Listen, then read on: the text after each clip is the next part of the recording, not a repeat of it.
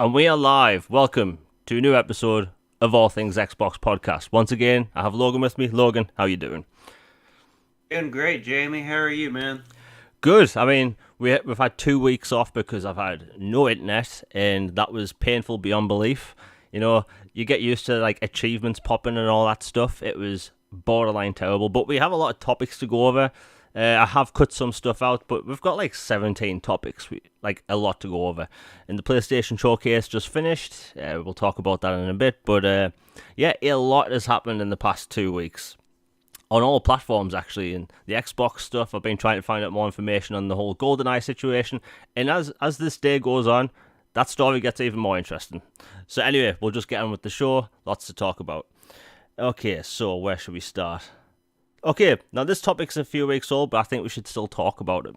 And you brought this up, Logan, gaming influencers. And I know this all started because Paris on Twitter started talking about how PC games should not come to Xbox, right? Now, I think Paris is cool. He's hosted one or two of the Xbox shows. Cool guy. Spoke to him on Twitter a few times. But that take I didn't actually agree with. I think that if you're going to have Play Anywhere, it should be Play Anywhere. It should work both ways. And I'm aware that if you have RTS games and other sorts of PC-centric titles, it may be hard to put them on a controller. I'm 100% aware of that. For instance, the game Homeworld. It's an RTS from the early 2000s. Got a remaster in 2015. And that's an incredible RTS. I have no idea to this day how that would work on a controller. But I port beg for that maybe once every few months, just to see if it could happen, because it's an excellent RTS. But when it comes to things like Age of Empires, a Microsoft game, we should have that on Xbox. When that game was about to come out on PC last year, they started talking about maybe doing a console port, and people have looked forward to that since. And when it comes to RTS games on Xbox, there's not a lot to look forward to. So you have to ask, like, should it go both ways every time or not? And, you know, Logan, I know you're passionate about this as well as I am, so what's your thought on the whole thing?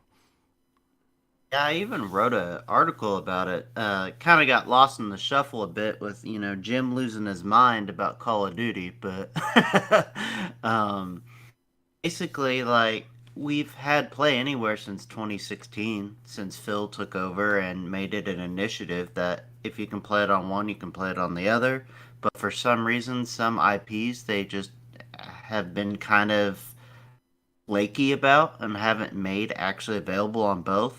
Age of Empires, for example, and you have keyboard support, mouse and keyboard support for your consoles. So why not? If making it work for controller is just so difficult that it's not worth it, then port it for a key and mouse and just have a disclaimer. I mean, you and I come from an era where we played games growing up that had, specific controllers or accessories needed to play with it. Like whether it's, hey, you Pikachu on the N64, or you got Duck Hunt or Steel Battalion or whatever.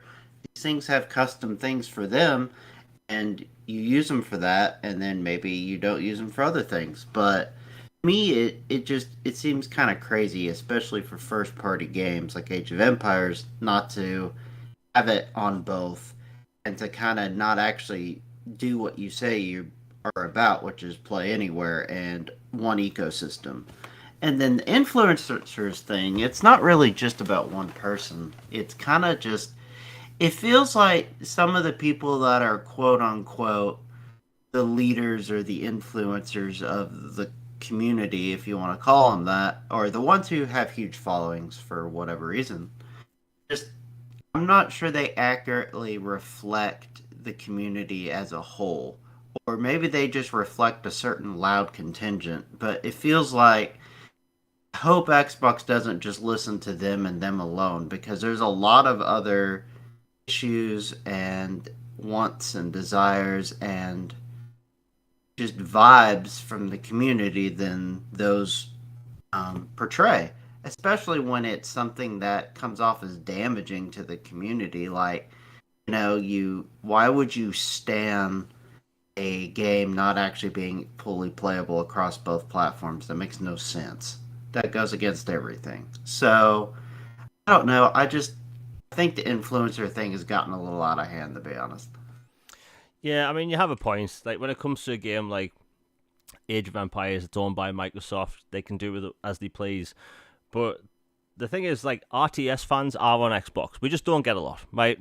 And that fan base can't grow because the games aren't there. Same with JRPGs, which we're going to talk about later in the show. But like, Play Anywhere should be both ways. Like, if a game 100% cannot work on Xbox as a console, then I understand. But Age of Empires, like, I've played enough RTS games in my time to know that that would work on a console.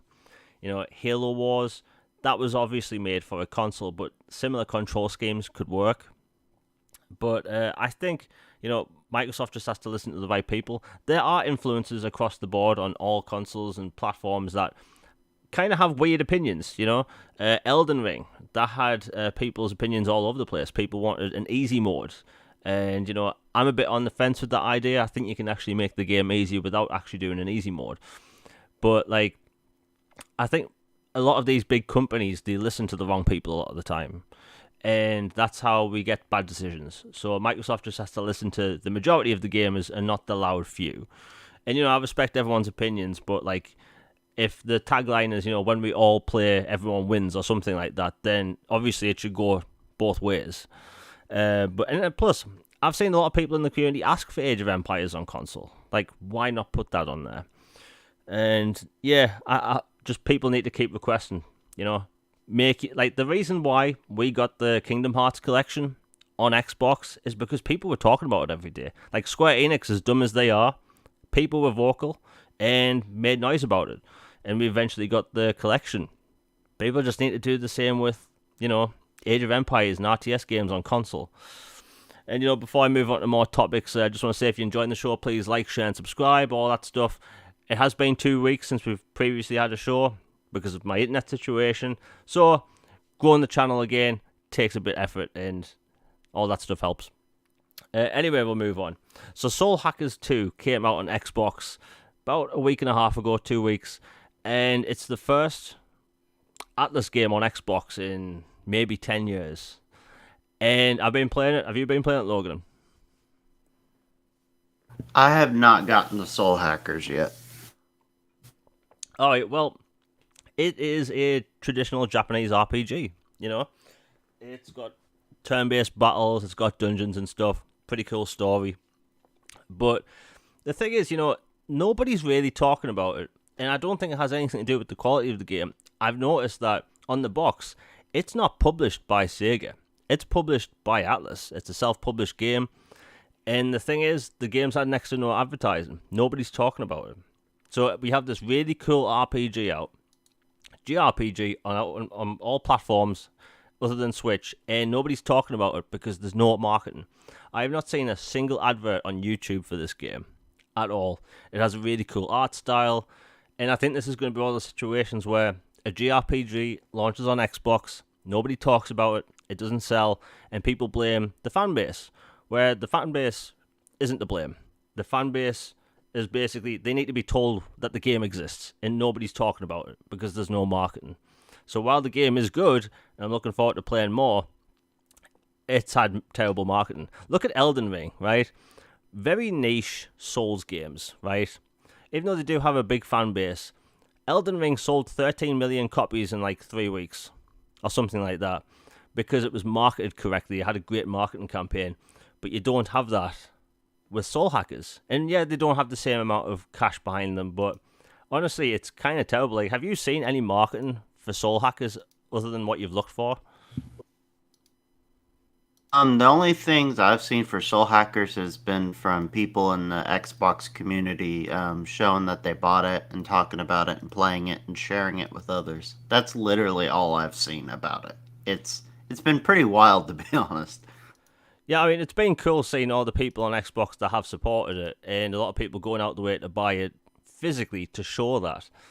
You know, maybe increase the sales, physically in their region, but like, there's been no marketing for it. So while I do think people should buy it if they want a traditional JRPG on Xbox, like, there's no reason for people to buy it other than going out the way to find reviews and videos about it, and nobody's talking about it. Like, the game was trending the day it came out, and nobody's talking about it. So I think Atlas need to do a better job at marketing, but you know. we'll move on because, like, the thing is, Soul Hackers, it's a cool game. It's got a cool art style. It's the first Atlas JRPG on Xbox ever, and there's no news. Like the PlayStation version, nobody's talking about it. PC version, nothing at all, no news, and it's a shame because this could have done really well if it had marketing behind it. And plus, it has difficulty modes. A lot of JRPGs don't have that, so the barrier to entry is a lot lower. You can put it on easy, have a lot easier time playing the story. And yeah, it's just a shame. But we'll move on. Now, Disney and Marvel had their showcase. We're going to keep this one short because it was a pretty short show. You know, it was their first show, and they don't really make their own games. It's all licensed titles and all that stuff, and a lot of it was mobile-centric. I think people got their hopes up because of the trailer. The trailer had things like Avatar, Frontiers of Pandora.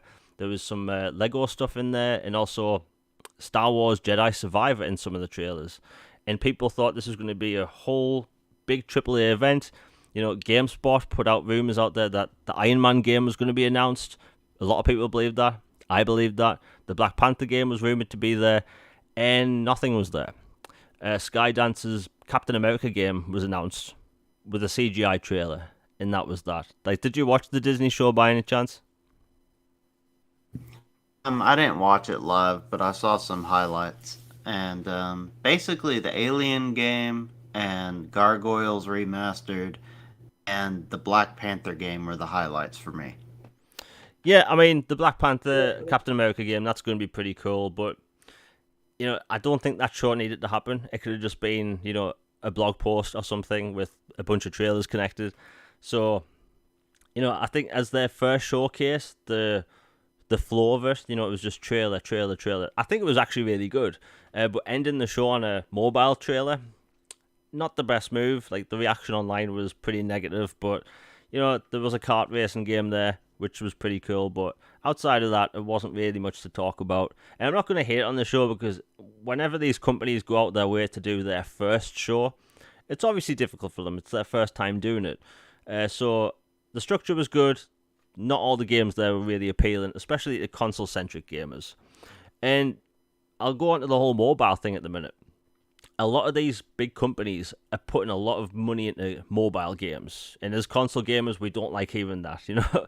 There's always been this resentment towards mobile games for a lot of good reasons, you know. The introduction to microtransactions and all that stuff. But, like, there's so much money to be made in mobile. It's ridiculous. You know, that's why you have Ubisoft making AAA-centric games for mobile. You have Tencent investing more money than ever before. You have PlayStation buying mobile studios because there's billions to be made on mobile where they aren't making it. So that's why you've seen Microsoft, you know, work with mobile developers in the past with the Gears of War game and the Forza game because there's billions on the table. Whether you like mobile or not, the money's there. And we're going to continue to see that until there's some monumental shift in the market for mobile and console games, and I don't think that's going to happen anytime soon. So we're going to see these console manufacturers and third-party companies push these games, and like, I know everyone listening right now doesn't care about mobile games, as they really shouldn't. A lot of them don't really look appealing. They're always these 3 gems you match together and stuff. You know, mobile games back in the early 2010s, they actually copied the console video game marketing models. You know, you had BioShock come out on iPad, a single-player Dead Space game launched on iOS. It was 100% single-player with no microtransactions. iOS got a full-on third-person shooter Mass Effect game. You can't play that anywhere now. And, you know, when all these companies start figuring out there's billions of people that are willing to play these match 3 gem games, they start shifting the model. And then console manufacturers were looking at the microtransactions they were making billions on, and that's why we've got them in so many games. Anyway, that's me ramble over. I know, Logan, you probably don't like mobile games either, right? Generally not, unless I'm just in a doctor's office or waiting on something and just need something to twiddle my thumbs on. I'm generally not a mobile guy. Yeah, it's not really the best. Anyway, we'll move on. So, there's been rumours for about a year and a half now that a Metal Gear Solid collection is coming to Xbox and PlayStation and Nintendo consoles. And the rumours have been all over the place. But in November 2021, the rights, or should I say, Konami lost the rights to use certain footage in their video games from World War II in Vietnam, and basically the HD collection had to be delisted on every platform. You couldn't buy it on Vita, 3DS, Xbox, PlayStation, anything. So it was delisted, and they said they'll figure it out eventually. And it's been almost a year now, and there's been no news. And now they have said that they're going to actually relist the store with the game. It turns out that we might actually be getting a whole other collection with all those games in 4K, with your 60 frames, HDR and all that stuff. And it looks like that collection might actually contain the first game. Whenever I've seen a rumor about this, the first game is mentioned a lot on Xbox. So it looks like we might actually see the first Metal Gear Solid game on Xbox for the first time ever. Logan, what do you think about that? Because the first game people have been wanting for a while. Yeah, it's a classic. Psycho Mantis, Sniper Wolf, Base. It's an awesome game and a classic, and everyone should experience it. So I'll definitely pick it up if they actually bring it to Xbox. Yeah, I mean, the thing about the Metal Gear Solid game, it's iconic. It introduced like big, grandiose cinematics into video games, which we hadn't really seen before at that point. Like there were cinematics in games, but not like that, and it kind of changed the industry. We start getting more cinematic games because of it, and I think it'll be a good collection to have. I think people are just sick of these games continuing to get delisted over time because, if you buy a film now, it has licensed music in. That music will probably always be in that film, and the film will always be listed. But when it comes to video games, like licenses get lost all the time, and it's a bit weird that video games have timed licenses for music, but movies don't. That's always been bizarre to me because, like, Alan Wake was delisted for about 4 months once, just because of one song. So I hope like developers can work better with music and video companies to get these games listed forever. Because we look at the store right now, you can't buy Xbox 360 like Marvel games or something because the licenses have been lost, and we've lost so many games to time that we will never be able to play things like Wolverine X-Men Origins on Xbox or PlayStation because it's lost to time. Sega don't have the license anymore. Hopefully companies will get better at that stuff. Anyway, we'll move on. So there was a big Assassin's Creed showcase during the Ubisoft event. Now, before I ramble on about Ubisoft and how good these games are going to be, Logan, did you watch the Assassin's Creed event? I didn't watch it live, but I am super stoked for Mirage. It looks awesome. I like the ambition of it. And they have some great voice actors joining the cast, and it looks like they're going more back to old school Assassin's Creed, which is what I've been wanting for a long time. Yeah, I mean, they showed a lot of Assassin's Creed games. All of these except one are coming to Xbox. They announced 5 Assassin's Creed games. So before I go into detail about each one, we have Assassin's Creed Mirage, which is going to be set in the 800s in Baghdad. There's going to be AC China, which is Assassin's Creed Jade. That's a mobile game. Then they have Assassin's Creed Project Red, which is feudal Japan. People have been wanting this for like 15 years. People have always wanted, Assassin's Creed set in Japan. So that's a lot of people are happy about that. Then there's Project Hex, which is, it looks like it's going to be maybe set in the 1400s in Europe. That's the vibe I was getting from it. Like during the witch hunting and all that stuff. Cool setting for a game in my opinion. And then finally, which was the one that went under the radar, was Assassin's Creed Invictus, which is going to be a mobile, not a mobile game, but a multiplayer game. And from the description, it sounded like it might actually be like the multiplayer we used to get with Assassin's Creed Brotherhood, which in my opinion was really cool multiplayer and really underrated. What's your thought on that? Did you ever play the multiplayer for Assassin's Creed back then? No, I only played single player for Assassin's Creed. I never played the multiplayer. All right, so it's pretty much like hunting other players. There'd be a team of, let's say, 4 and against another 4, and the other 4 would have to blend in with the crowd. You actually use the social stealth elements to blend with the AI. You basically had to make yourself look like an AI character to save yourself from getting assassinated. And it was actually really cool for the time. We don't really have anything like that right now. But yeah, it sounds cool. And Assassin's Creed Mirage, that's going to be huge. This is a smaller style Assassin's Creed game. It's not a 90-hour RPG that we've seen in the past few years, which have been really popular. This is more of a traditional Assassin's Creed game, but it's going to have modern gameplay. And honestly, I love the idea that's happening. It did originally start as a single player standalone expansion for Valhalla, but the project got way too big and they thought, well, we can have this as its own game. And a lot of games have done this. So things like Saints Row 4 originally started as an expansion and it became its own game, and it's actually bigger than Saints Row the Third.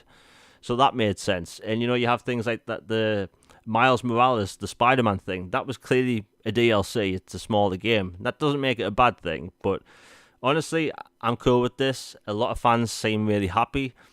I think the whole 90-hour RPG thing can be fun, but if you think about it, I can't remember the story elements of Assassin's Creed Valhalla, or Origins, or Odyssey. Now, they were damn good games. They really were. But when it comes to, the plot, I can remember Ezio's story. I can remember Haytham's stories from, Assassin's Creed 3 and 4. But I don't remember any of the recent ones. Logan, could you tell me what the plot was of Assassin's Creed Valhalla without looking it up? Vikings destroy things, and that's about all I remember. In the older Assassin's Creed games, they actually had historical characters playing with the plot. So you had Leonardo da Vinci talking to Ezio and all that stuff, and it led to interesting quests. And then you used the social stealth, and you made quests use the parkour, and there was all this stuff. And it just looks like they're getting back to the roots of this. And I know that this expansion was originally, as an expansion, it was meant to basically give fans like me and everyone that like the older style games something to play.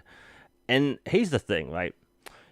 Assassin's Creed China, Assassin's Creed Japan, and the Europe one, those are going to be open world RPGs. So if you like those open world RPGs, you're getting all that stuff and you're going to love it, right?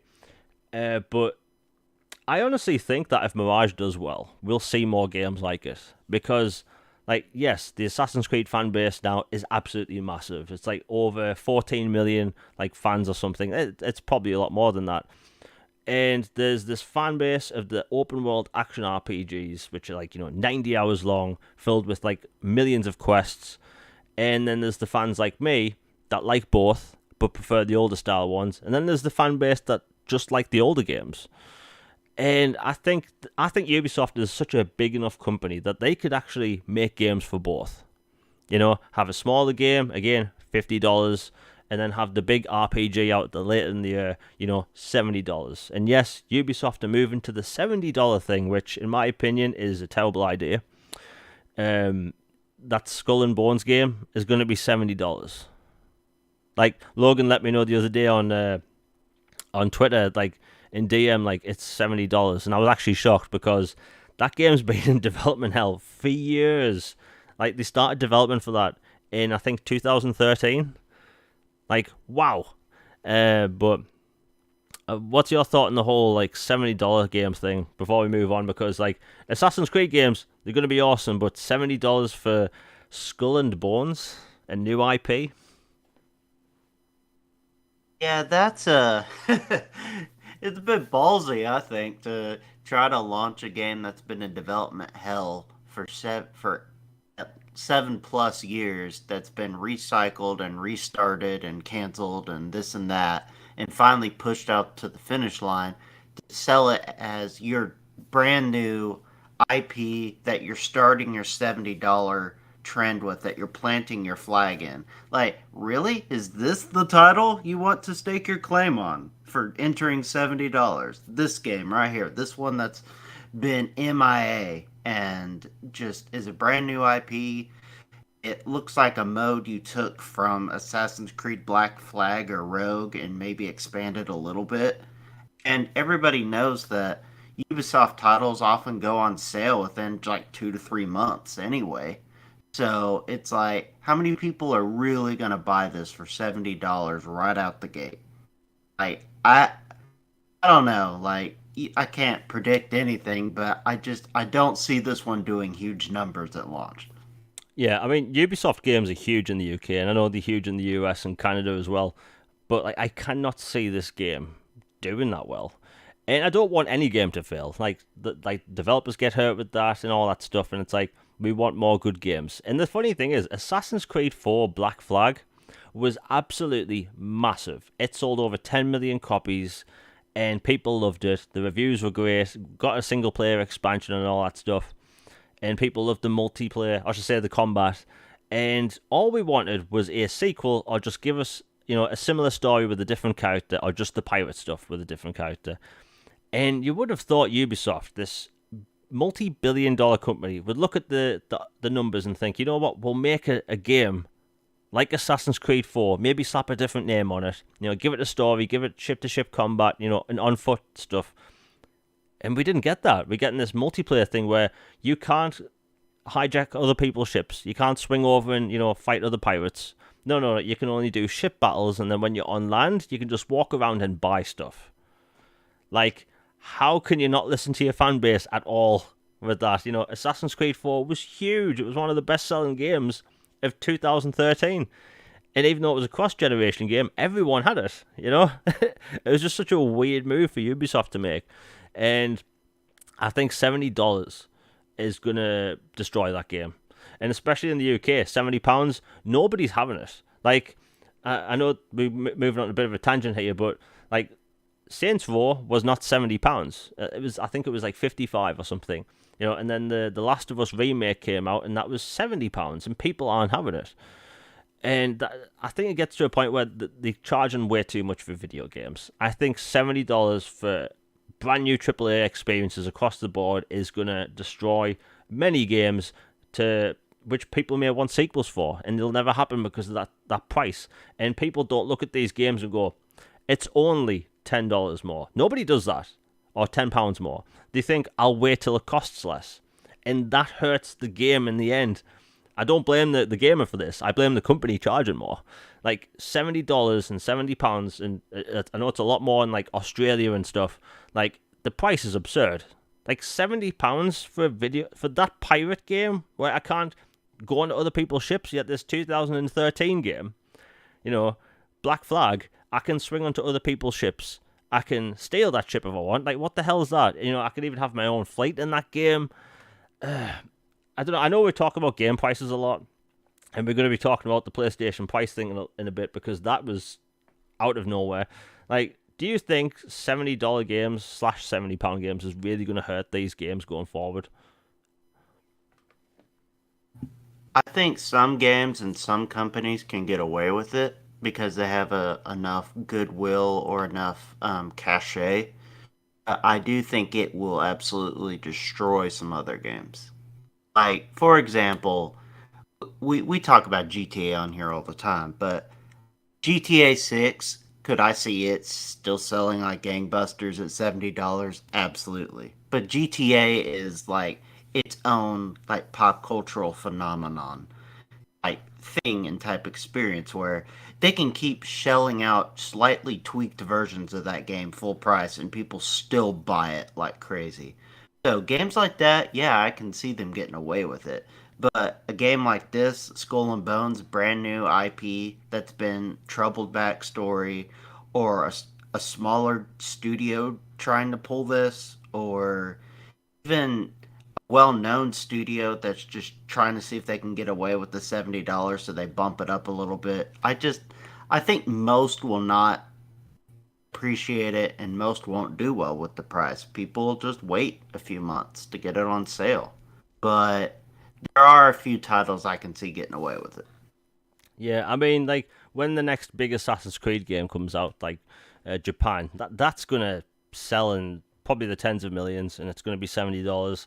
But, I've always talked about there needs to be this adjusted scale for games. Like, why is it games are either $70 or $49.99? Like, I think it's weird. Like, why can't a game be 55? Like, that's why UK pricing in my head's always kind of been all over the place, because during the Xbox 360 era, games would launch at 30, 32, 34, 35, 37. 40, and nobody really batted an eye because people would look at that number and adjust their, want for it and how much it costs and it's worth. But now it's just like developers are slapping $70 on it and saying, there you go. I don't know. I can't stand the $70 price thing because for £70 you can get like a year of Disney Plus. And I just look at that value wise and think a video game or a year of Disney Plus. Like it's ridiculous what they're charging. And and I brought this up last time when we were live.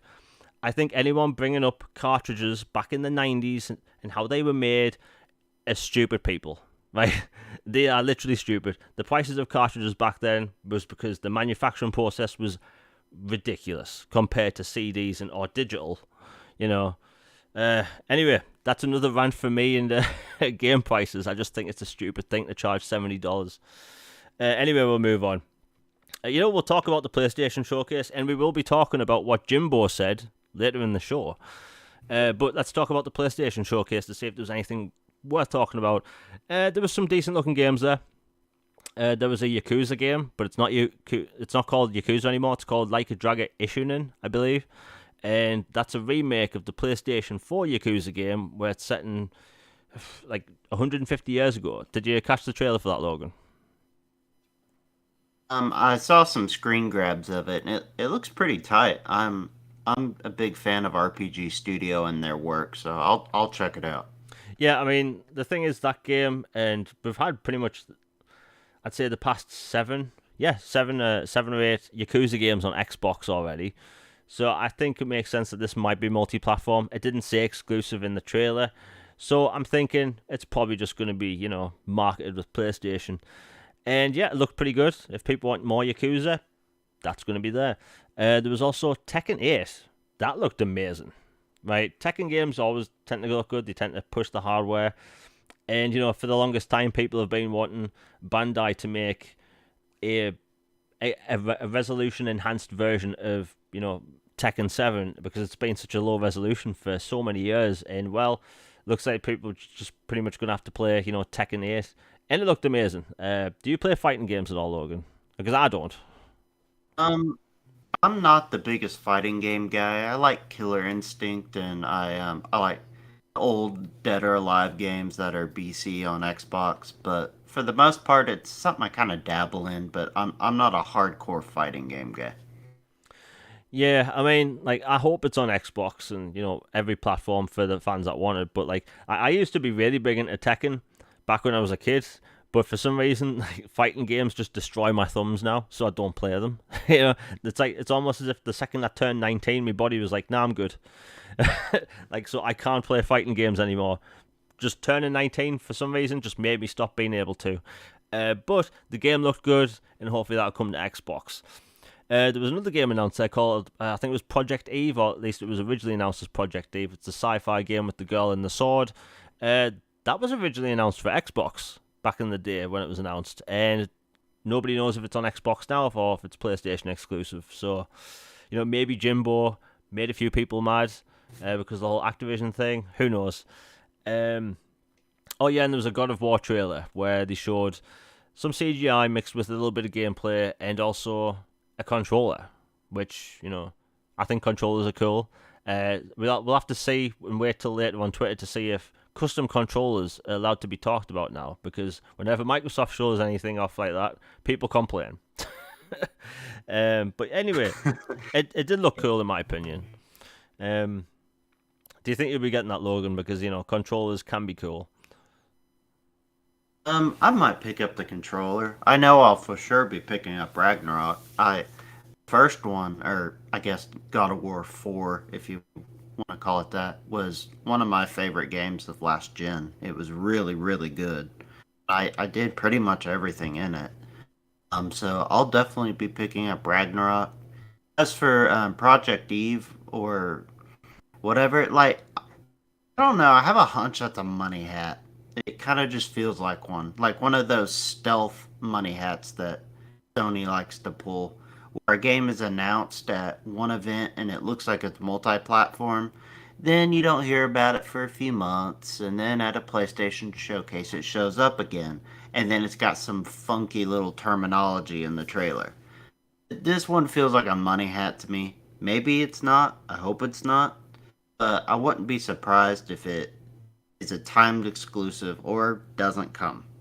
Xbox. It sucks, but that's how Sony likes to play, which is quite ironic considering some recent comments they've made.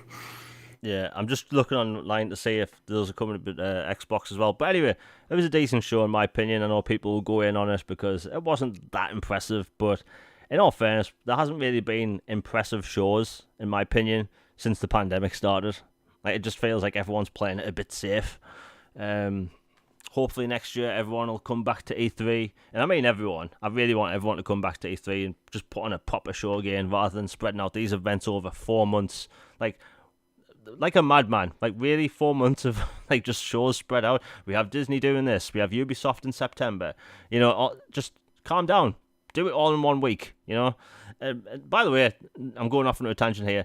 You know how there's been next to no gaming news this year? It's because normally we get a hype up like to E3, then we have a week full of news, and then we're talking about what's happened at E3 for months, and then we get Gamescom, and it's kind of like a refresher. But this year, outside of the Activision deal, which we're going to talk about, this year has been dead for news, like almost completely.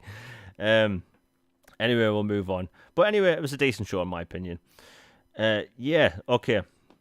So this is a short topic. Embracer now fully owns Eidos and Crystal Dynamics and the IP. So they did transition the studios over a few weeks ago, but now the IP is 100% Embracer games. So, which means we could probably see some. They've already committed to remakes, remasters, and sequels. So if you want Deus Ex Human Revolution to be remastered, be vocal on Twitter. If you want, I don't know, Legacy of Kain Collection, be vocal. That's all you have to do to get these games. It's happened in the past. And plus, we've seen a lot of older ports for titles in the past that have been purchased by Embracer. So I think in the next year or so, we will see ports of those games, which is really cool because I just want to play Deus Ex Human Revolution at 4K, 60. I would love that. Is there any Embracer games you want, Logan? Because they have a lot of titles now. Oh yeah, Embracer is awesome. They have a whole bunch of stuff. I'm super stoked for whenever we hear about the next Time Splitters project that they're working on. I that was I loved playing the old Time Splitters games. So like whenever they announce that, I'm gonna be super happy. The next Red Faction, if they're working on that, which it was rumored they were for a while. Um, See, they have the Lord of the Rings IP now, so expect some Lord of the Rings titles. Maybe bring back the old movie tie-in games. Those were really, really fun. Let's see. Alone in the Dark looks awesome. Can't wait for that. Then, let's see. What was the? Yeah, Deus Ex. Deus Ex. I'd like to see more of those. Some ports. And the older Tomb Raiders, if they could bring Angel of Darkness, that would be fun. I know it wasn't the most popular of the series, but it would still be fun to have. And yeah, Legacy of Kain, Gex the Gecko. There's a whole bunch of IPs they have now. Now that they're free from Square. And yeah, speaking of Square, I mean, that pretty much takes all the titles you can count on from them coming to Xbox going forward. They're Western devs, which they gave away for pennies on the dollar, which is still mind blowing to me. Yeah, I mean, we'll be talking about Square Enix in a little tiny bit, but yeah, if people want ports, just be vocal to their studios over at Embracer. They've gotten back to me a few times and stuff. Like they just playful, The Embracer's this huge conglomerate, right? They have like 80 plus studios, and they're working on like over 40 games. It's like they make Sony and Microsoft combined look tiny. Like the amount of studios they have is ridiculous.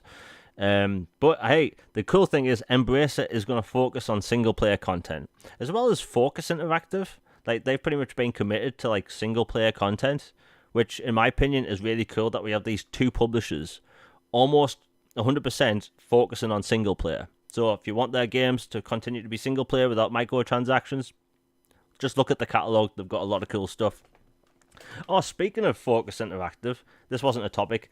There's a game coming to Xbox Game Pass next week, and it's made by Focus Home Interactive, and it's called Hard Space Shipbreaker. Now, if you've been following me on Twitter, you may notice I talk about this game maybe once a month for the past 2 years. I like the look of the game that much. Basically, yeah, you tear down spaceships with a plasma cutter and sell parts, like in this space dock. It sounds very niche, but it's honestly one of the most relaxing games I've ever seen. And it comes to Xbox Series X and S next week, and it looks awesome. You know, you have to try and not let the ship explode or like not damage crucial systems as you're tearing the ship apart. You're basically playing as Isaac Clarke's character, or what his profession was meant to be, before all the stuff happened on the Ishimura. But yeah, really cool game coming to Xbox Game Pass next week.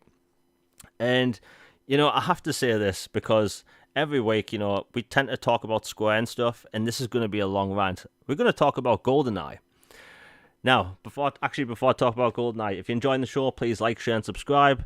Hit that bell for notifications. Like all that stuff. It really helps the channel out. Super chats are live if you want to do all that stuff. I have to do the plugs because I want to grow the channel and that. So let's talk about GoldenEye. And this has been a long story, going over years. So back in 2007, Rare decided to make a remaster of the beloved GoldenEye. Now, GoldenEye was the second best-selling game on the Nintendo 64. That's really huge if you think about it. A movie tie-in that launched 2 years after the film's released was the second biggest game of that generation for the console. And the game was borderline a masterpiece. It's incredible. It was fun. The story was good. It was just a good game. It had split-screen multiplayer, which the developers basically snuck into the game before its release. And they start making this remaster, and since about 2007 or something like that, there's been this 1080p 60 frames remaster sitting on a server somewhere with achievements and all that stuff. And basically Nintendo said this game will never be on any other platform over our dead bodies. They literally said something like that. Well, the game never happened. The game was on a server somewhere, and about a year ago, the achievement list went live on Xbox.com.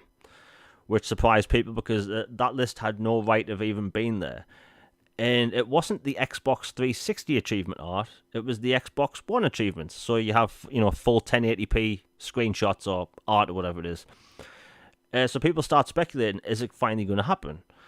And I speculated, and other people speculated that, you know, now that Nintendo has Nintendo 64 games in their online service, maybe they've worked out a deal so we can get the remaster and they get the port of the N64 game, right? So, if everyone's going with me, you know, knows what I'm saying, I'm going to continue, because it's a weird story. So, for the past few months, there's been rumours that it was going to be announced at E3 or during August for its 25th anniversary and all that stuff, and nothing happened. And during everything going on in Russia and Ukraine at the minute, there was rumours going around that there's nothing happening with the game until it's all over, and I would have understood it for that. Well, today, during the Nintendo showcase, they announced that the Nintendo 64 game, the ROM version, is coming to the Nintendo Online service. Right? Still pretty simplistic story, we all get it. It's going to have multiplayer online, which I think in 2022 wouldn't really surprise people. It's actually built into the emulator that Nintendo has for online play. So at this point, we kind of guess what's going to happen for Xbox. It turns out that we are getting a 4K 60 FPS, well, they said 4K higher frame rate remaster of the N64 game. Now, people have been trying to find out all day, what version is this? Is it a new version? Is it the version that's been sitting on a server for all these years? And all this stuff. And, you know, I don't believe Nintendo's behind the whole, like, you know, no multiplayer thing. I don't think that has anything to do with it. I think it's just the situation that the original 360 remaster did not have multiplayer that was online. That's it. And as far as I know, that's the case, right? Now, it's all up in the air about, is this the version we've seen? Because the whole game's leaked on YouTube about a year ago. You can watch the whole thing, and it looks really good. You can go back and forth with the engine, seeing the old and new, you know, gameplay. And nobody can really find out if this is that version or not. So, personally, I understand why people are disappointed with the no multiplayer thing. But again, it never had multiplayer online to begin with. It's just built into Nintendo's emulator. And I'm happy that we're getting GoldenEye, because GoldenEye is amazing, right? I highly recommend people play it. There's a new generations of kids that have never played GoldenEye, and they've heard about it from their parents that played video games, and I'm happy for them. They're going to experience this awesome title. It's just a bit unfortunate, and I'm not going to complain online about it because I don't think it's worth really getting upset over. But I've seen a lot of people being really angry. I just think it's an unfortunate situation, but it never had the 360 remaster, never had online capabilities. It just had split screen and a remastered campaign. Logan, what's your thoughts? Because I've been rambling for 10 minutes without drinking anything. I feel you on it. I'm kind of in the same boat with you, to be honest. I'm just grateful that it's available to play again. And kind of a side note, those who own Rare Replay digitally, it will be free to download for those people, and it's in Game Pass. I don't think it works if you own it physically on Rare Replay. I'd have to double check, but I know for sure that if you own Rare Replay digitally, you can download it for free as like an addendum kind of thing is what it looks like. Because I remember when they originally talked about Rare Replay a few years ago, launching it, people are like, hey, where's GoldenEye? And they're like, yeah, funny story about that. So maybe they found a workaround to put it in there, or it's just separate. But for whatever reason, if you own Rare Replay, it seems like you get this as a kudos kind of thank you gift, which is awesome. And yeah, GoldenEye to me is one of the single most influential shooters of all time. It's up there with Quake, Halo, Doom, those games. Like it revolutionized the multiplayer party game at home for an FPS game on console. And as a movie tie-in and everything, it was a whole bunch of lightning caught in a bottle, perfect moment, perfect storm for the experience. And it's a revolutionary game. I know it'll probably look dated even though it's upscaled, but it's still going to be fun. And I personally can't wait to play it with friends and family at the house. So I'm stoked. I get the disappointment, no online. But at the end of the day, hey, we got the game after all these years. Better than ever. Looking better. Just, I'll take it. Yeah, I mean, like, I haven't played since maybe the year 2000 or something when I was a kid. Like, I haven't played in a long time, and I would love to go back to it, and I will. You know, it's going to be in Game Pass if you own it digitally, all that stuff. It's really cool that you're going to actually get it if you own Rare Replay. If you go on YouTube, there's actually a documentary that was actually cut from Rare Replay for GoldenEye, so that's pretty cool in my opinion. But yeah, it's GoldenEye. Like, is it disappointing to have no multiplayer that's online? Yeah, but I mean, as opposed to yesterday and today, we have no GoldenEye. Like, in the original game, didn't have online multiplayer. What Nintendo does with their own service and that version, that's all on them. It's just unfortunate. Like, if people follow me, you may notice on Twitter and YouTube, I don't really get upset about gaming. I just get annoyed and I try to understand things. I'm a positive guy, and I just think people should, like, calm down, like, chill.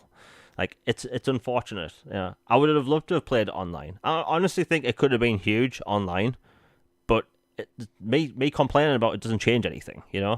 Everyone complaining on Twitter about it doesn't change anything. It literally has no multiplayer online. That's it. But this game was influential. This goes up there with Doom, Halo, Wolfenstein. Like, it's important to first-person shooter history, and we're going to have that on modern Xbox consoles, and that's great, And if it has a higher resolution and a decent frame rate, because on the Nintendo 64, I think it was like 15 frames a second or something. It was pretty bad, but like, incredible game. And when it comes to Game Pass, I highly recommend people play it. It just, again, so influential. And I hope we see more Bond games, because there was a lot of good Bond games. There was a Nightfire, which is really good. This is just me being optimistic. I'm just looking at this one game coming out and thinking, like, there's a lot of good Bond games they can bring back. Like, from the GameCube, Xbox, and PS2 era, there was some really good ones. But yeah, I'm optimistic. And again, people need to calm down about the no multiplayer thing. And I've seen people say it makes the game irrelevant. It's like, no. Like, the game hasn't existed for 20 odd years. Like, chill. Anyway, we'll move on. Okay, this will be interesting. So Sony bought a mobile studio. We'll get that out of the way. We already talked about that stuff. I want to talk about Deathloop. So Deathloop came out on the PlayStation 5. I don't know if it was on the PlayStation 4. Was it cross-generation, Logan? I think so. I know for sure it was on PS5. It wouldn't surprise me if it was PS4 as well.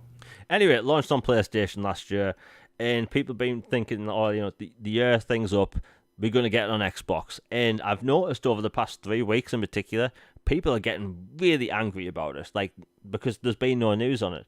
And I've tried to tell people this, and there's people listening that have mentioned this on Twitter, and there's people that have mentioned this on Twitter that have listened to this show right now. There's people legitimately angry that we have heard nothing.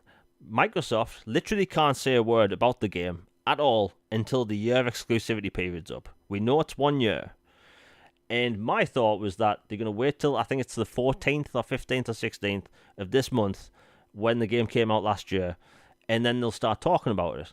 Now, I don't think they'll have waited a year and then started development on it. They've been making it this whole time. It's probably going to be a shadow drop, which will be cool. But people are getting frustrated that there's been no word. Literally, Microsoft can't do anything. They can't post about it. They can't hint about it or anything. Due to Sony's agreement, it's their game for the year, Microsoft has no place teasing it at all. Like, remember the Destiny thing back in 2014 where Microsoft put a fake aftershave advert in the back of, like, an Xbox magazine? Like, that almost got Microsoft sued by Sony because of that. Like, they can't talk about it.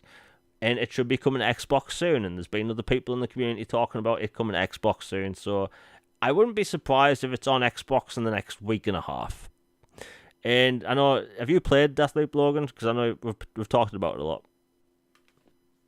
No, I haven't yet. I picked up the Steelbook from Best Buy and everything, and it's sitting on my shelf ready to go. I just need a disc or a digital code, but I've been looking forward to that one for a while, and tomorrow is technically the Tokyo Game Showcase, where it would be the first opportunity if Xbox wanted to just shadow drop it. They could.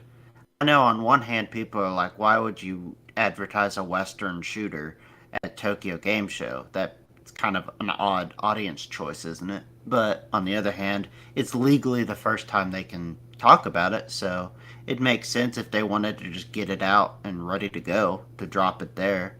Or if, at the very least, I bet in the next week or so, it will make its way to Xbox, is my guess. Yeah, I don't think people should have to be worrying about waiting long. It should be here in no time. But, this goes into what I want to really talk about. And we're going to talk about what Jimbo said later in the show. I think Deathloop, we can get that out of the way. It's coming to Xbox soon. No need to worry. And plus, that's a big game coming to Xbox Game Pass. That's a huge game. And, yeah, we'll move on. I want to talk about Square. I've been biting my lip for half an hour trying not to talk about Square Enix yet, but screw it. Rant time number 5. So Square Enix, they had a lot of games shown during Nintendo's showcase, as they always do. And there's a lot of games not coming to Xbox. And one of the big ones is Octopath Traveler 2. That game debuted on the Nintendo Switch, and then it randomly came to Xbox Game Pass. So people thought, if there was an Octopath Traveler 2, wouldn't that come to Xbox? Because, it would kind of make more sense. Well, pretty much everything they showed was, PlayStation, Nintendo, PC. Stadia, your grandmother's microwave, not Xbox. And people are just annoyed. And the thing is, I mentioned this on Twitter before, that people are annoyed by Square. People don't know what to do with their games. Do they buy them and hope to get more games? Because I've seen people say that. People have told me that. Or do they not buy the games because they don't want to fund sequels? And I've seen people say that as well. And I think everyone's opinion on this is completely valid. Because the situation Nintendo, I should say Xbox fans have been flung into makes no sense. They get sequels to games that we never got, the first game. We got Kingdom Hearts 3 before the collection. The first Final Fantasy game, mainline game on Xbox, was 13. A game that was hugely divisive. People still complain about that game today. And, the marketing for Final Fantasy 15 was all over the place. Kingdom Hearts 3, all this stuff. And it's like, they expected to get Xbox fans buying Kingdom Hearts 3 when the story for Kingdom Hearts is ridiculously confusing. To the point where Kingdom Hearts fans don't even know the story. And they expect Xbox and Xbox fans to support these games willy-nilly when the releases are so sporadic that you don't know if you're going to buy game 1 and get a sequel. You don't know that. Square Enix have proven time and time again that the Japanese games are just randomly put on Xbox. We don't know what's coming when, or if we're getting them at all. We're not getting the Final Fantasy VII Remake, which was originally 2-year exclusive. That's clearly extended now. We're getting the Final Fantasy VII Crisis Core Remaster, which is done in the exact same style as the remake, hinting it's basically, the same universe as the remake.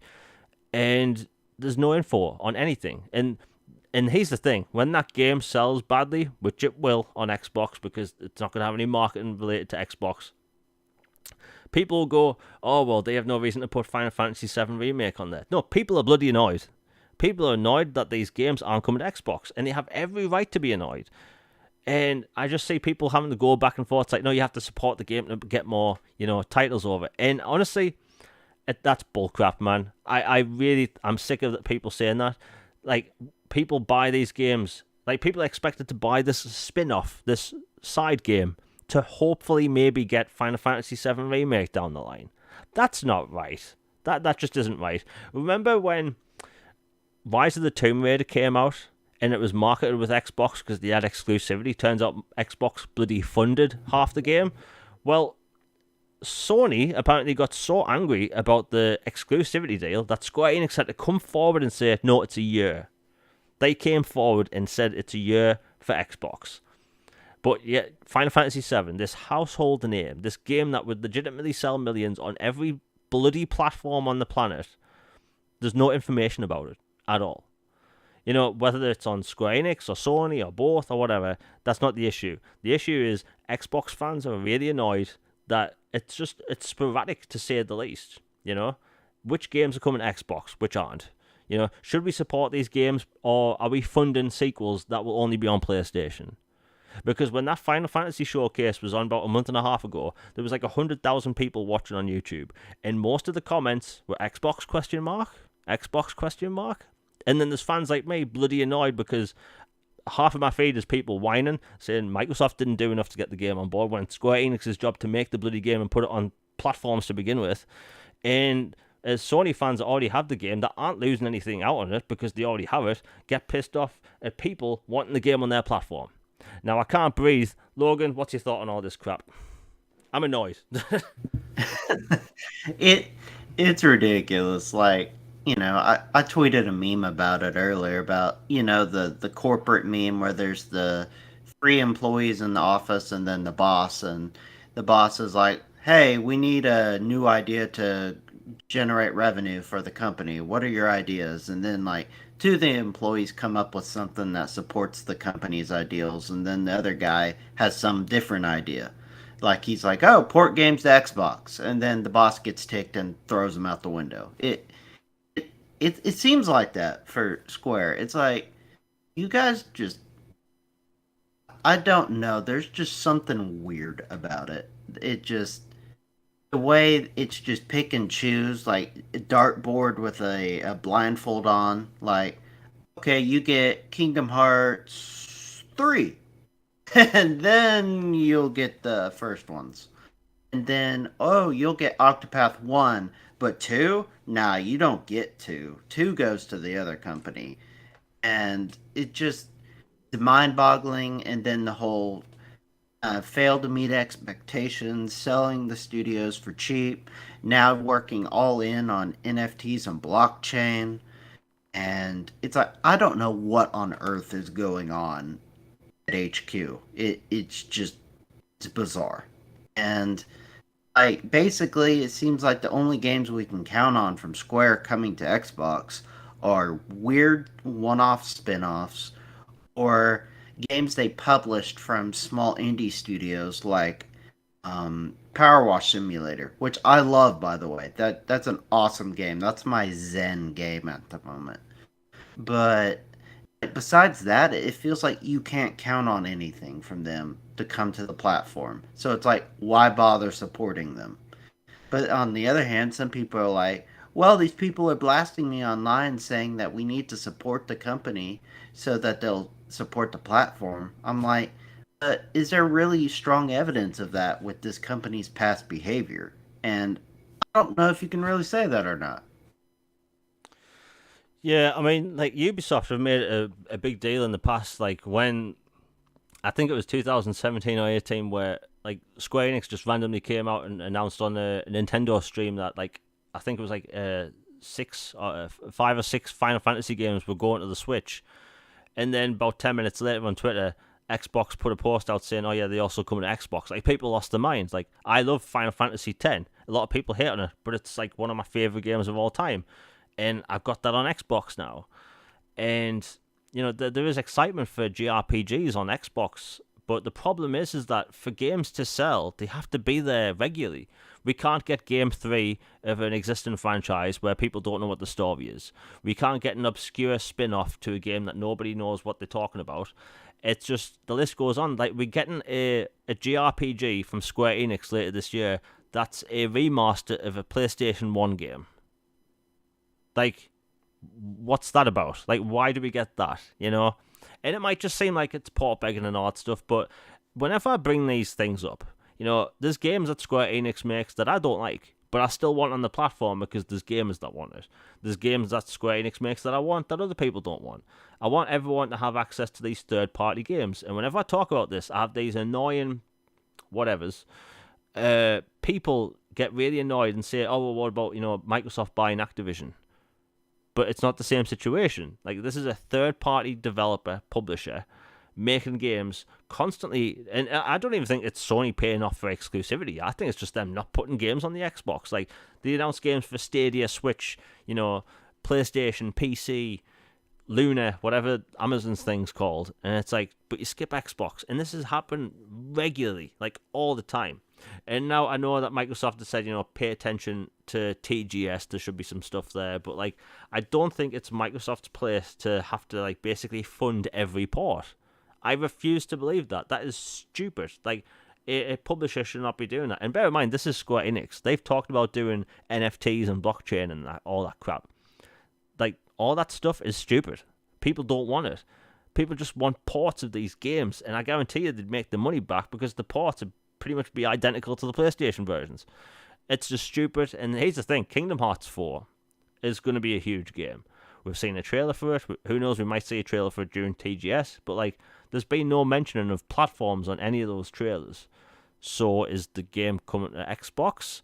If it was platform exclusive to PlayStation, wouldn't that have been an announcement? Like, people have right to be, speculative, is if that's a word. Like, people are allowed to be annoyed, and I don't know. Like, do you think we'll see Kingdom Hearts 4 on Xbox? Do you think if it was exclusive to PlayStation, they would have been shouting it from the mountaintops like it's a 1980s music video starring Bon Jovi? I think we will get Kingdom Hearts 4 since they've went ahead and bothered to make the older ones and the collection available and 3. I think they will want to continue that and will bring 4 over. But besides from that, it's really hard to tell like what to expect and what not. It feels like more and more it's becoming a publisher that's almost non-existent for Xbox. If you see a Square announcement, you almost just assume, okay, I'm not going to be able to play this. It not always, but it feels like most of the time that's just the case. Yeah, it's strange because I just see people asking for their games all the time. I don't see Xbox fans, hating on their franchises. They just want access to them. And the sad thing is, right, this goes back to like influences and like fandom and stuff, like we were talking about earlier. I've seen people in the community with huge followings say things like, "We need Halo Master Chief Collection on Switch," but these same people won't do the same for things like Final Fantasy on Xbox. It's all take, and not give. And that's what really annoys me, because I see it on a weekly basis. Oh, we need this Xbox game on PlayStation, but not this third-party game on Xbox. It's bloody stupid. It really is, and it gets a pass all the time. And I think, even though Xbox is over 20 years old now, there's still this weird stigma. You can go around on Twitter with a profile picture of Nathan Drake, call anyone any name under the sun, and it gets a pass. People get likes for it. Yet if you're a genuine Xbox fan, just enjoying Xbox, and you want a game on your platform, you're called out for it. And it happens daily. We've all seen these people. They've got the Aloy profile picture, and they're the most annoying human beings on the planet. We see that on a daily basis. But, if you just want a game on your platform, you're called out for it. And I'm honestly, I'm bloody sick of it. It happens all the time now. Again, people just want more games on the platform. Doesn't hurt anyone. And Square Enix has no bloody right just making random willy-nilly games on the platform. It's stupid. I know I've been ranting about it, but it's like every single time there's a Nintendo showcase or anything, there's guaranteed going to be, I don't know, 12 Square Enix titles where some are on Xbox, most aren't. Is it a port of a PlayStation 1 game? Aye, then we're probably getting it. Are we getting the AAA JRPG? Nope, because that's not on Xbox. It's stupid. Anyway, before we move on to a different topic and me stop rambling for a bit, do you have anything else on the topic, Logan? Just that basically I'm almost numb to it at this point from Square. It's just like, if they announce a title and I see Xbox on it, I'll be thrilled. But for the most part, I'm just gonna expect that it won't be. And if I really, really just have to play that game, like, oh my gosh, this is an incredible game, then I'll probably just have to play it on my PlayStation or Switch. But I mean, it sucks, but it seems to be the way it goes, and I hope it changes, but I don't know, man. Hopefully it's a situation that gets better. And I'm just looking at the list of topics. There's going to be a lot of ranting. Screw it, let's move on. So PlayStation decided to raise the price of their consoles, which I think surprised everyone. Oculus, or I should say MetaQuest, those prices went up. I think it was $100, and people were surprised. Especially the fact that it's Facebook. They have literally billions, almost $1 trillion, and they're raising the price of the Oculus thing. So people just looked at that sideways like a dog and think, why? And then PlayStation just randomly did it. But what's the most shocking part is that, it's 2 years after the console came out. You'd think, maybe just lower the price a bit or just keep it the same. But the shocker is that they just came out with a new model that's lighter, cheaper to make, and they're charging more for it. And they get away with it. They got a pass. I think anyone listening right now, they aren't shocked. They do get a pass for everything. They raised the console $100. Sorry, not $100. £30. I don't know what that is in dollars, but yeah, £30 here. It might be $50, but either way, they raised the cost of each console, and it's ridiculous. They got away with it. They got away. This is the thing I'm talking about. The people choosing sides and letting one side do one thing and the other side not do the other. And it's like Nintendo didn't raise the price of their Switch, and it's profitable. Xbox, not entirely sure if their console's profitable, but it's the most powerful console out there, and they didn't raise the price. They've said they're not going to raise the price. In fact, they both said they're not doing that. And Sony made their console cheaper and charged more. And people are saying on Twitter that, oh, if you don't have the money, just don't get it. Or making fun of people for not wanting to pay more.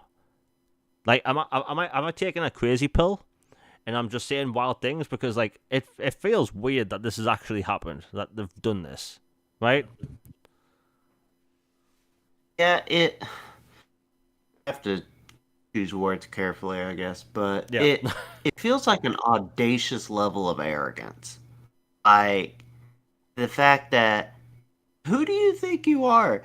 2 years after it launches, that you just all of a sudden decide that, you know what, we're just gonna jack the price up, and we're not gonna do it across the board. We're gonna do it in all these markets, but the U.S. market, which just so happens to be Xbox's primary market and most competitive market. So, oh no, we can't risk raising the price in that market. But the rest of y'all, too bad, so sad. You get a higher price. And the fact that They just think that, you know what, people are just going to buy it anyway. We can get away with it. And it's sad, but when you have a console group that just eulogizes the idea of paying more for their own games, it doesn't seem illogical to think you can get away with charging them more for consoles too. I mean, it's madness. It's to jack the price up during inflation, all this other stuff going on, and do it 2 years after console launch, just in the middle of the console life cycle, and then your competitors both go, yeah, now we're good. Especially when Xbox has a economic version for the S, and then Switch has some lower end models as well. It just feels like a money grab thing, and it's just gross. Yeah, I mean the prices in the UK have already went up, so it's like 780 pounds for a PlayStation 5. Like, ouch! Like, and you can get a more powerful console cheaper, and it's just a strange move. Like, their biggest territory, the US, you think they would have done it. I have a suspicion that they didn't do it because they don't want Xbox to gain ground again in the US. That could be it. Because Xbox like pretty much dominated the 360 generation. It may have not became number one in sales, but mindshare, it won all out. Microsoft's 360, they sold like, I think it was number one in sales in the US for 37 months. It was in between 34 and 37 months, and it was a beast. PlayStation made up for it in the end, but it's just a stupid move in my opinion. It's a money cash grab. And the thing is, that the weird thing that nobody really else has brought up is that the economy crashed in 2008, like worldwide, and no one raised the prices of the consoles. Actually, I remember the Xbox 360 getting a price cut in the UK, and the whole economy crashed. And now we have some inflation going on. It's worse in some countries than the other, but like, I don't know, like especially with all the energy crisis going on in the UK and other European countries, like raising the price of a console when you have people already thinking about Christmas.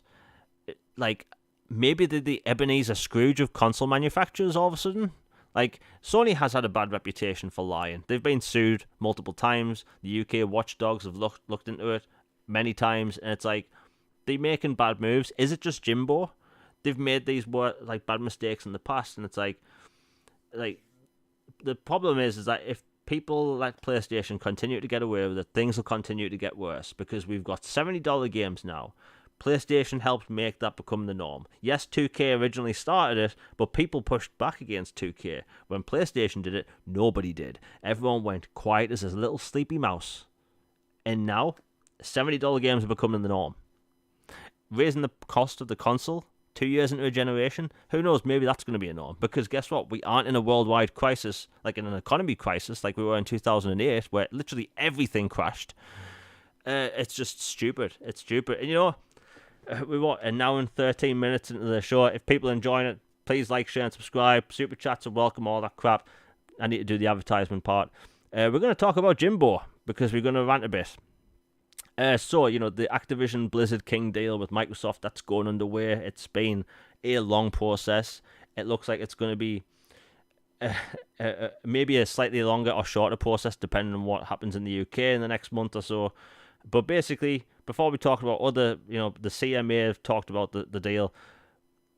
Jim Ryan, this came out that said that the deal Microsoft has in place for Activision and Call of Duty means that they'll get Call of Duty for at least 3 years after the deal's up. So Sony's deal with Activision ends in, I think, 2025.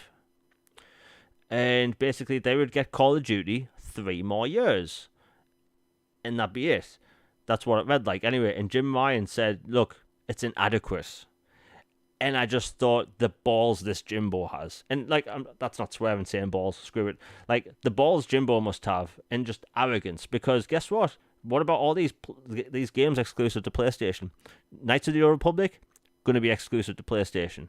Final Fantasy 16, exclusive to PlayStation. Final Fantasy 7 Remake Part 2, exclusive to PlayStation. Yet, Microsoft wanting to have their own first-party games exclusive is inadequate. the balls on Jim Ryan. And people like to call him Lion Ryan, Dancing Ryan, all that stuff. And it's because he says some dumb stuff. He's backed out against backwards compatibility in the past, saying he doesn't understand why people want to play these old games. People give him a pass for it. And it's like, this is just, that's arrogant Sony back, you know? And the thing is, like, with Microsoft buying Activision, they can do with Activision as they want. Do they want to keep the games multi-platform or exclusive? It's up to them. And it occurred to me recently why Jim Ryan has completely lost the plot, right?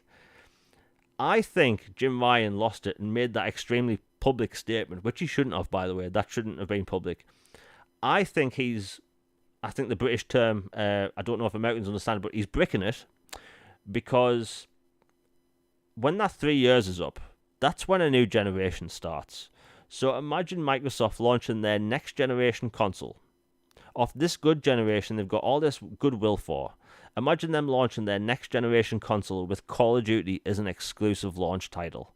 And I think that, as a prospect, scares the living crap out of Jim Ryan. Do I have a point, or am I just rambling?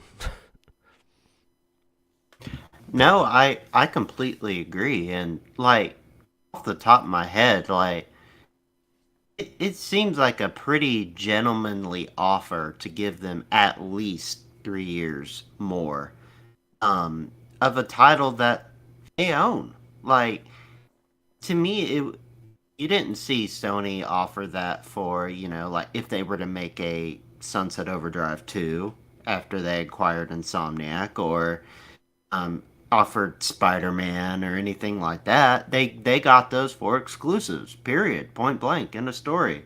Sony pays all these money hat deals to get games, and they pay blocking rights to keep games off Game Pass, even if it's not to make it exclusive. They just like, you know what, we want to throw a wrench in Xbox's, plans. We'll just pay blocking rights so they can't have it on their subscription service. And they do all this stuff that is just it's allowed in the industry, but it rubs a lot of folks the wrong way. They do these things, and then they have the throw a hissy fit like a kid about, but now you're doing something to take care of your platform and your owners, and then suddenly it's inadequate, even though you're offering us more than what was agreed upon out of just, we're guaranteeing you at least 3 more years of Call of Duty. Like, isn't that better than nothing? Isn't that better than, like, you know what? COD is full exclusive. Get over it. Hit the road, Jack. Xbox would be full within their rights to do that if they wanted to. Um, so to me, I kind of just expect it to stay multi-plat anyway. I kind of think that the governing bodies, it'll go over smoother if they just guarantee that it'll be multi-plat going forward. Call of Duty, like Minecraft, I kind of just personally think that. But if they wanted to make it exclusive, it makes sense. It would be a game changer for sure. I'm of the opinion, maybe in the minority, even if none of the titles that were Activision Blizzard were exclusive, to me, them launching day one in Game Pass is a game changer in and of itself. To where, why pay $70 to get the game if I can get it day one in Game Pass or get it at discount from having Game Pass and have it with this whole other buffet of titles? It just seems like a real console swinger to me. So I get why Jim would be upset and bothered about it, but at the same time, it's really funny when they cry foul about this when there's all this other stuff going on and people don't bat an eye about it. Yeah, I mean, like Sony doesn't fight fair. Like this was such a weird move that like everyone like, and I saw a lot of people like big industry people, analysts from The Verge and stuff say it's a weird thing to say. Like, and this goes in hand with the CMA, the British Authority stuff, talking about the Activision Blizzard deal. Like they almost made it seem like challenging Sony's place in the UK, them basically being number one, is bad. And everyone pretty much read the same statement, and it came off as like, only Sony can be number one, and challenging that is bad, which kind of blew my mind when I read that, because the Xbox 360 in the UK, I don't know if it's changed, but I believe is the best selling console of all time in the United Kingdom. It was the Wii, and then the Xbox 360 took it in, I think it was 2011 or 12. Literally doubled the PS3 in the UK. But it hasn't always been PlayStation being number one. Like Nintendo's been number one, Sega's been number one, Xbox has been number one, and now Sony can't have competition. Like that just doesn't make sense. And like everyone kind of read it off as in like, have they been paid off? Because all these other companies, Apple, Valve, Facebook, have defended the Microsoft Activision deal. Like Facebook. And people have asked me, like, oh, well, they have no interest in Activision and all that stuff. It's like, you have to think about all these companies. Disney getting bigger into games. All these other companies are getting heavily involved in video games because that's where billions are to be made. And the problem is that there's just Sony, these outliers, against it. And then you have the British Authority Board, whatever, complaining about taking some, how should I put it, mind stock away from Sony. It's like, you read that as well, right? Yeah, it was comical. It read very much like um hey, let me copy your notes, or like they passed him a note and said, "Hey, would you mind throwing this into your speech?" And oh yeah, sure. It looked like it was directly written from the Sony perspective. And you compare it to, those Brazilian leaks from a month or two back, and the Sony talking points about, oh, COD is this, and we can't possibly create this and do that, and it would fundamentally change the industry and be an inflection point in subscription services. It basically read like Sony's legal defense from Brazil, copied and pasted, but announced by the CMA. It was bizarre, to put it lightly. Yeah, I've got the statement right here, and this is kind of jarring if you think about it. We're concerned that if the deal goes ahead, it could harm rivals, including the recent and future entrants into the gaming industry, by refusing or hindering access to Activision Blizzard games. What the hell does that even mean? like Xbox has been in the gaming industry, console gaming industry, for almost 21 years now, and only Sony is allowed to be number one. Like, this is how this reads. And the future, this is what really made us annoyed, because future entrants into the gaming industry, there are no future entrants. Stadia failed, Amazon's Luna isn't taking off. The gaming industry is extremely hard to get into. The only people that are going to be in the gaming industry 10 years from now, in my opinion, are the people that's in it now. You have Microsoft, Sony, and Nintendo, and you have PC with, Valve and the PC game stores. I don't think there's going to be this fourth console come out of nowhere. Like, that doesn't make any sense, and this just read as Sony PR. And whenever you talk about this stuff, people roll their eyes and say it's tinfoil hat stuff, but this literally reads as if they've been paid off. Like, it's kind of ridiculous, really. Like, why is it okay for Sony to buy exclusivity whenever they want? Why is it okay for Sony to, pay for games to be kept off Game Pass? But the second Microsoft wants to step up their game for the first time in a decade and maybe try and move the needle, it's bad. And I don't know, man. Like, I think a lot of people just read that off as like, it looks like Sony PR. And the thing is, if they've been paid off, which I'm not saying they have, because that would be bad. I think that this could lead to another lawsuit, because Microsoft have a case for making Activision better. So it's a strange situation, and who knows.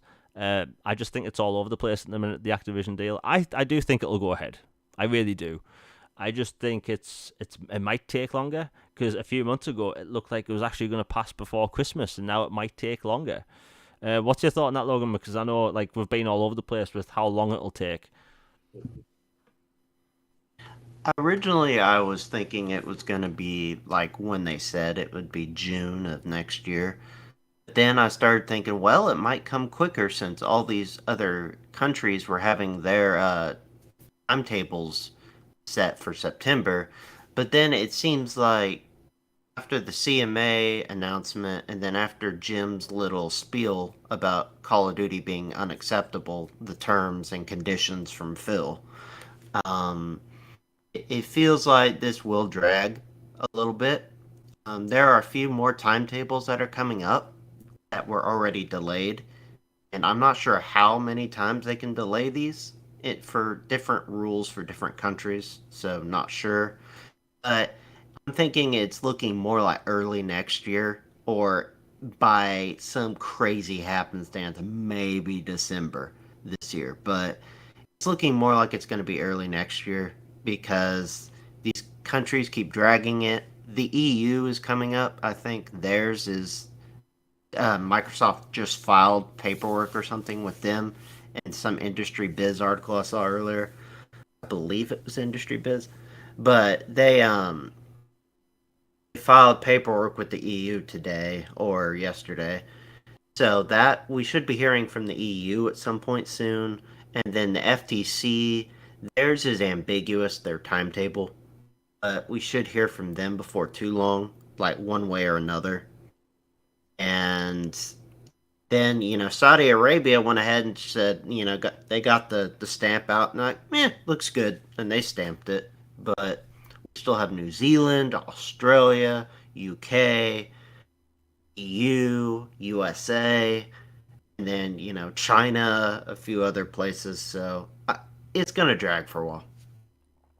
Yeah, honestly, I just want this whole deal to go away and be finished because like when Microsoft started buying studios in 2018, like it wasn't really talked about a lot. It was like, okay, Microsoft bought a few studios, and then they bought, I should say, Obsidian and In Exile, and the whole acquisition talk didn't really happen much. And then when they bought Bethesda, it just feels like we've talked about acquisitions every week for the past 2 years on social media and YouTube, and it's like I kind of want it to be over. And like, yes, it does look like Microsoft will still buy studios, probably as Obo. And I think Microsoft will go for IO Interactive at some point. Kind of fits in my opinion, but it's just a lot of talk, and I get it. It could be annoying, but at the end of the day, it's going to change Microsoft and gaming in a way if you think about it. And that's a lot of games coming to get Xbox Game Pass. And who knows? There have been rumors that we could see more backwards compatible games that are made by Activision, and they have a lot of titles.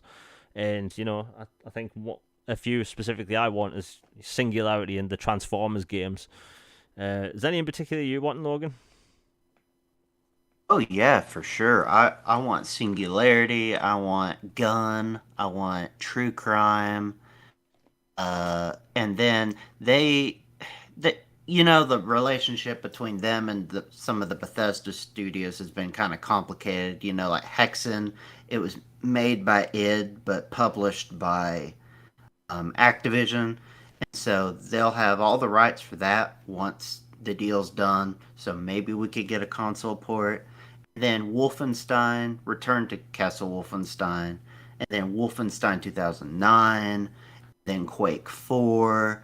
There's a few others that were made by id or made by Raven or Bethesda, some collaboration effort that could be made BC. Blur would be really cool if it could happen. It'd be a cool arcade racer to go with Forza Horizon. But yeah, there's definitely some titles I have my fingers crossed will make it to BC finally. Yeah, I mean, you mentioned that Wolfenstein game from 2009. The funny thing about that is when Microsoft put out a video in, I think it was 2019, talking about like how they stopping the whole backwards compatibility program. In that little like 2 minute clip they made celebrating backwards compatibility, one of the thumbnails they show is for Wolfenstein 2009. They just mistakenly put it in there. I think it'd be cool to see more games backwards compatible. I think if it was up to everyone listening, we'd just have a lot more coming because like there's still a ton of games, interesting games, trapped on the Xbox 360 and original Xbox. And I get that the rights are all over the place, but when you own Activision, I think maybe get all them games on board. Hell, I still want Wet made by Bethesda, backwards compatible because I never got to play that. Absolutely. And there's other games. I think with Microsoft toning down the whole games with gold thing for Xbox 360 games, they're probably looking at backwards compatibility a lot less now. They keep telling us they're done, but like we did get that batch in November with a lot of FPS boosts and stuff. So that's just me being optimistic. Could we still see Xbox 360 games backwards compatible from Bethesda and Activision? Yeah, but the BC team's been quiet. There's been no FPS boost news or anything, so they've got to be working on something, in my opinion. Um, that was pretty much going to be it today, but I think we'll talk about Halo quick while we can. There's been a lot of talk in the Halo community, a lot of people disappointed in all this stuff. And, Bonnie Ross is leaving 343 Industries for family and medical reasons. And, I saw a lot of people, like, celebrating that. Like, that it might, like that isn't cool. Like, wish her well and all that stuff. But don't make fun of the situation, people. Like, it's a serious matter. Whether you agree with their decisions on Halo, it doesn't matter. Like, be nice and all that stuff. And here's the thing, like, move on from the whole Bonnie Ross thing. Like, my opinion on Halo Infinite is that people love the gameplay. When it came to Halo 4, people loved the campaign, didn't like the multiplayer. When it came to Halo 5, people loved the multiplayer, didn't like the campaign. And then you have Halo Infinite where people love the campaign, they love the multiplayer and gameplay. The only problem is the amount of content, and that's it. Right? That's it. Be it how the maps are put out or the battle pass. My opinion on battle passes I'll talk about another day, because I could talk for an hour. But like, I think they have a great product. They just need to, get more content out there. That seems to be the only issue. That's why I don't think they need to take the game franchise away from 343. They know how to make a good Halo game now. They just need to put out more content. Now, before we finish the show, Logan, I know you've been wanting to talk about Halo.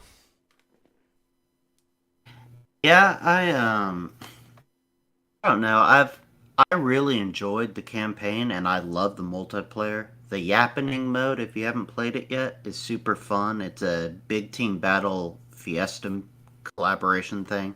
It's super fun and just crazy. So definitely check that out. That's an event going till the 20th. And a lot of people are enjoying it and a lot of cool rewards with it. But onto the management and stuff, like I felt that a change was probably needed, in my opinion, because of how some things are going and everything, and then just like just deadlines were keep getting moved around or shuffled, or things were promised and then not delivered. Like split screen, like you say, split screen is not gonna be absent from a Halo game ever again. Going forward, all Halo games are gonna have split screen and then you just go, yeah, we're actually just not gonna do it anymore. And then you have people at home playing on a potato original Xbox One able to get split screen working through a glitch on their console at home. And this is just average people at home.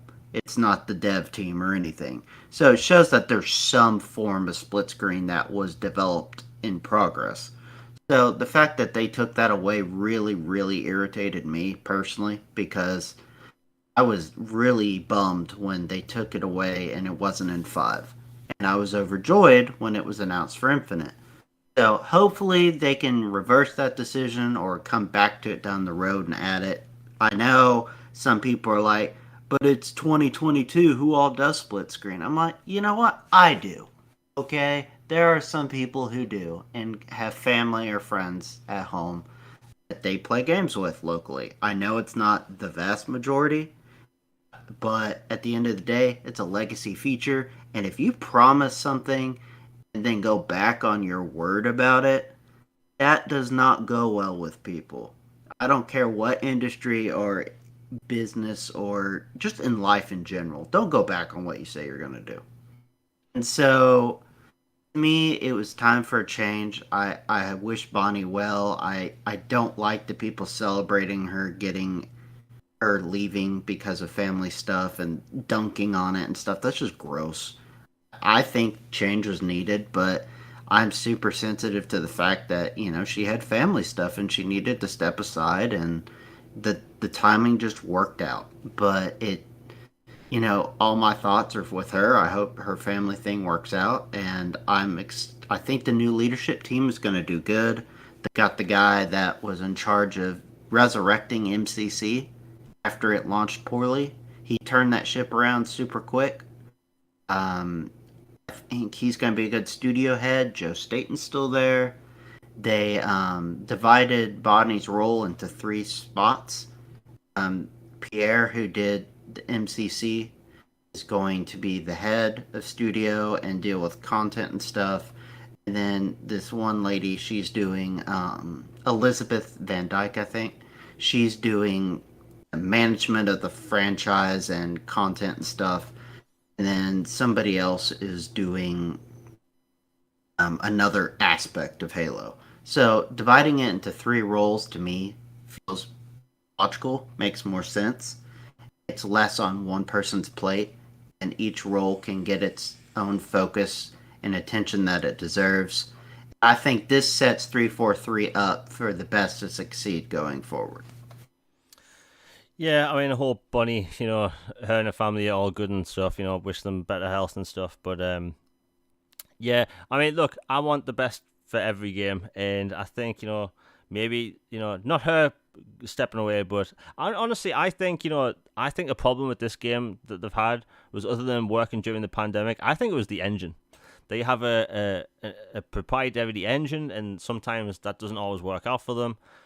Anyway, that's a topic for another day. But yeah, I think that the situation may get better with Xbox and Halo and all that stuff. Anyway, that's it for today's show. Now, it's been a shorter episode than normal because we started after the PlayStation Showcase. So next week we'll be back on at the normal time with probably a full 2-hour show. Where we always have a lot of topics. Today we actually had to cut about 10 topics. So tomorrow, I should say next week, we'll be back at the usual time. It's 6 p.m. Eastern and 11 p.m. British time. And yeah, I hope everyone's had a good time. And yeah, again, back to podcasting every week. I have videos coming out weekly again. Again, I had no internet for a whole week. It was borderline torture. Everyone in chat's been great. The porn bots have been less today. There's always them. But yeah, hope everyone has a good week. We are out. Peace.